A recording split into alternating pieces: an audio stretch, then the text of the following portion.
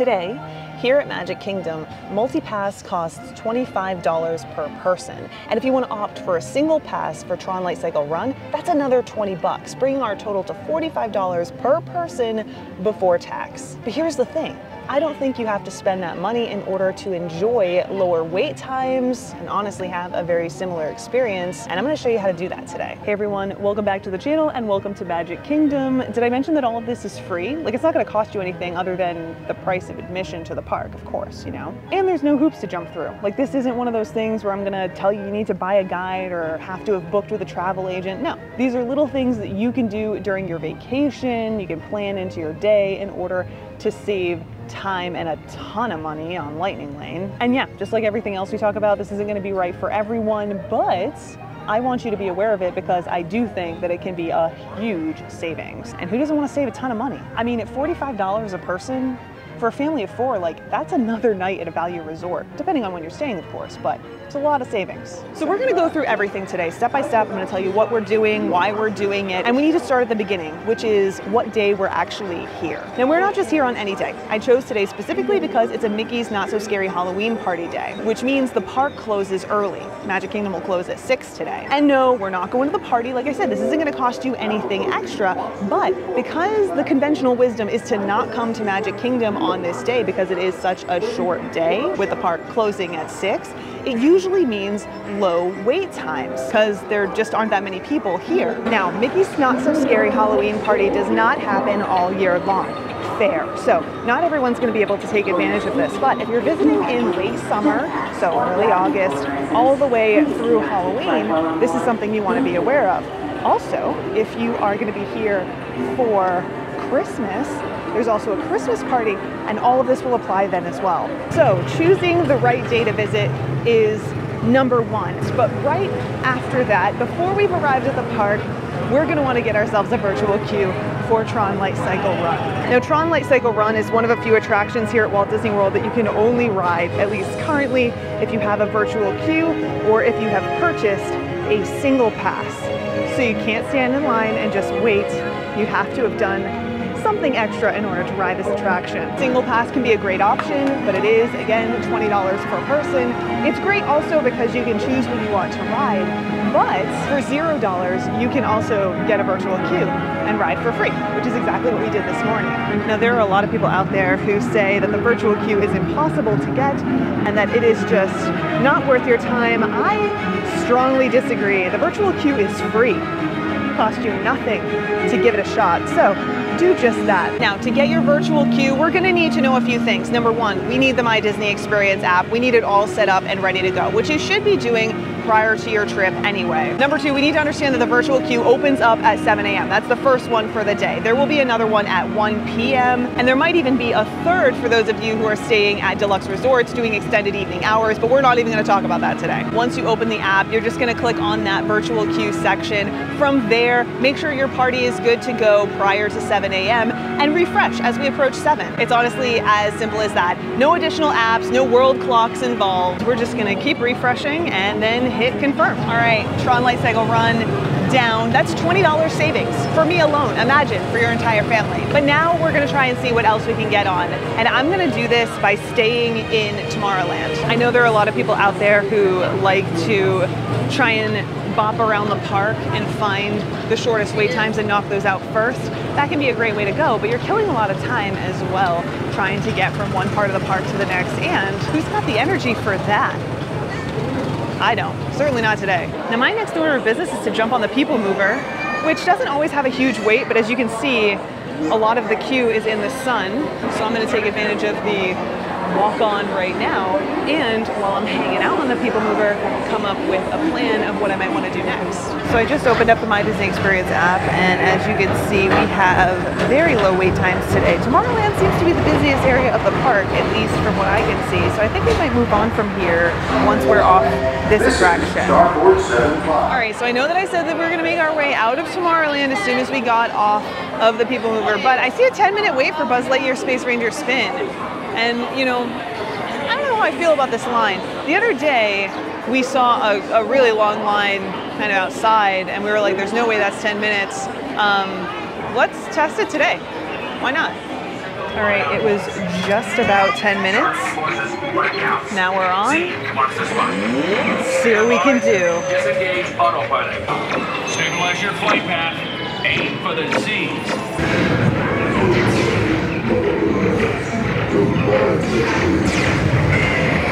Just see how well we did? Fantastic. I often say don't tell Russ, because I don't want him to feel left out, but you tell him today. Anyway, in the amount of time that it took us to ride Buzz Lightyear Space Ranger Spin and get a perfect score, Space Mountain went down to 15 minutes. So obviously we need to ride Space Mountain. Of course, we've started the timer. See how long we actually have to wait. We've made it in row 6, the back of the rocket, my favorite place. Waited about 9 minutes to get here, though we did cut off some of the line because we're a single rider, so that's just something to keep in mind, but still, not bad at all. Now with Buzz Lightyear Space Ranger Spin and Space Mountain out of the way, we're making our way to Fantasyland. And I've decided to go this route. This is the underneath Tron route, because this is gonna spit us out right at the Barnstormer, and that's next on my list. Now the Barnstormer might seem like a really odd choice, though it is one that you can use multi-pass to ride. A lot of people tend to say, Barnstormer doesn't have a long wait time, you can always just jump on.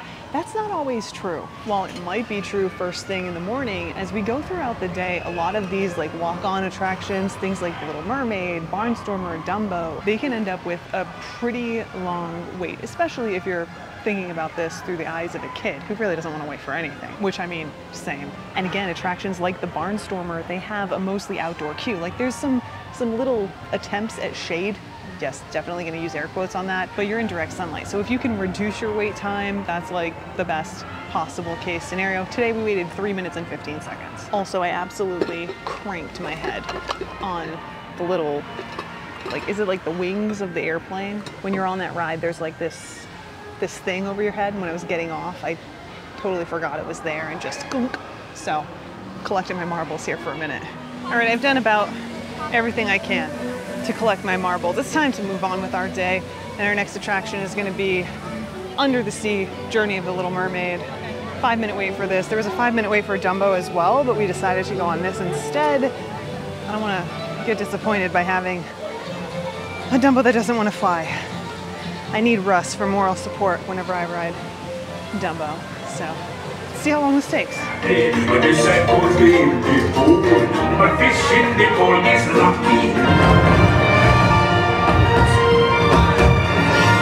Alright, go ahead and check Little Mermaid off the list. We ended up waiting a grand total of 2 minutes and 51 seconds. Nothing. Now our next order of business is going to be to pop into Pinocchio's village house.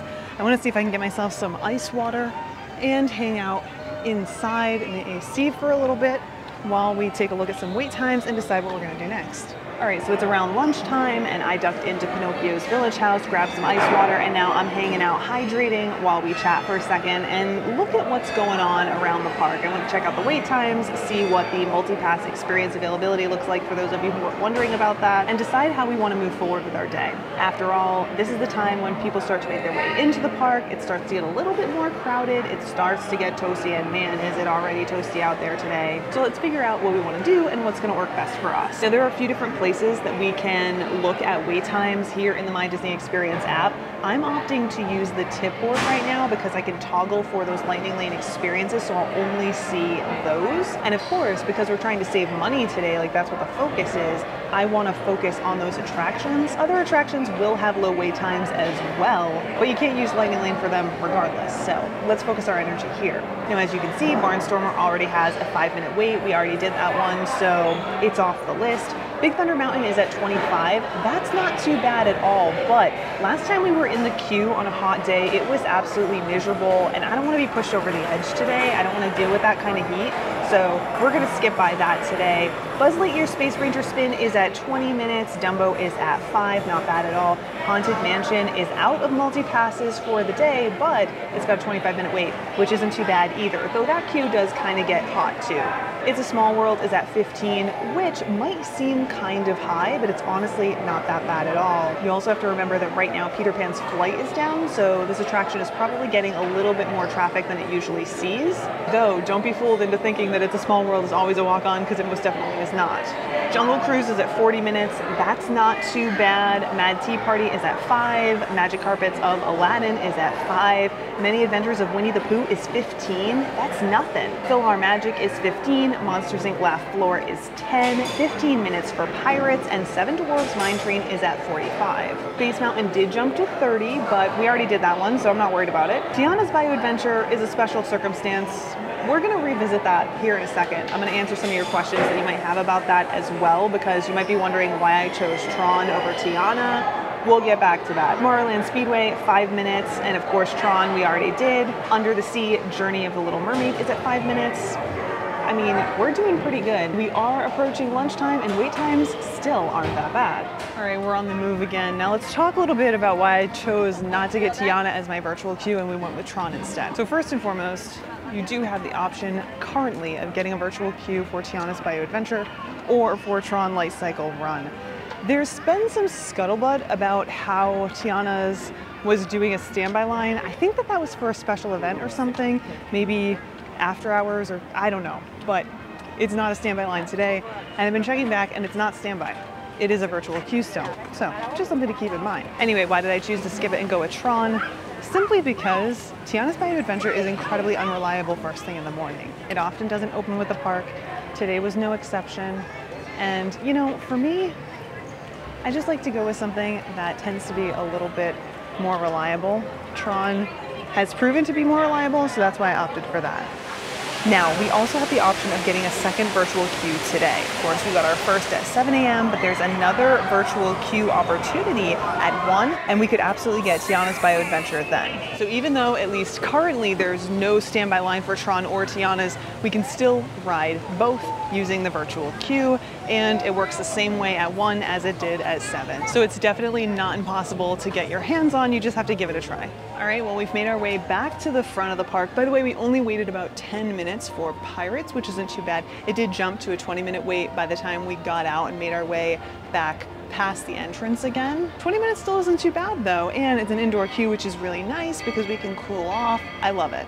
But look, I think that this is where we're gonna call it for today. We had a great day. I had a lot of fun. I hope you had a lot of fun, and we did a number of attractions. So let's talk a little bit about the things that I think you need to keep in mind if you want to try and do this for yourself and skip on spending all that money on Lightning Lane, both multi-pass and single pass. First, we're gonna choose the right day. Specifically, we're talking about Mickey's Not So Scary Halloween Party, or in the future, Mickey's Very Merry Christmas Party. Yes, the park closes early, but there are also significantly less people here during the day, which means you can get lower wait times. The second thing we're going to do is make sure that we secure that virtual queue for the attractions that we want to go on. If you want to go on Tron, do that. If you want to go on Tiana's, do that. Whatever it is that you want to do, make sure you get the virtual queue for it. Now, the third thing we're going to do is make sure we get here early. This applies no matter when you're visiting. I know we're talking about Mickey's Not So Scary Halloween Party right now, but no matter when you visit Walt Disney World, the early bird gets the worm, and in this case, the worm is less crowds and lower wait times. I do this all the time. It is foolproof. The earlier you get here,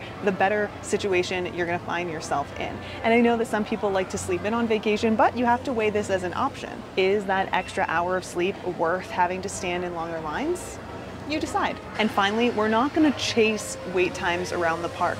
We're gonna pick a direction, start there, and make our way all the way around. This is gonna make sure that we don't waste a ton of time and energy trying to go here, there, and everywhere, and ultimately find ourselves in longer lines than we would have had if we just kept with the flow. That's what we did today. That's what I always do. It's a great way to go. And I think it's much less stressful than trying to be on your phone constantly deciding what direction you need to go next. We don't wanna be on our phones, right? It's one of the reasons we're not getting Lightning Lane to begin with, on top of the savings and sticking to a budget. But I think that about does it for today. Of course, if you've ever tried this, we want to hear what your experience has been, so pop it in the comments down below. Hit that thumbs up if you enjoyed hanging out with us today. Subscribe so you can join us on future adventures, and enjoy the rest of your day, wherever you are. See you next time.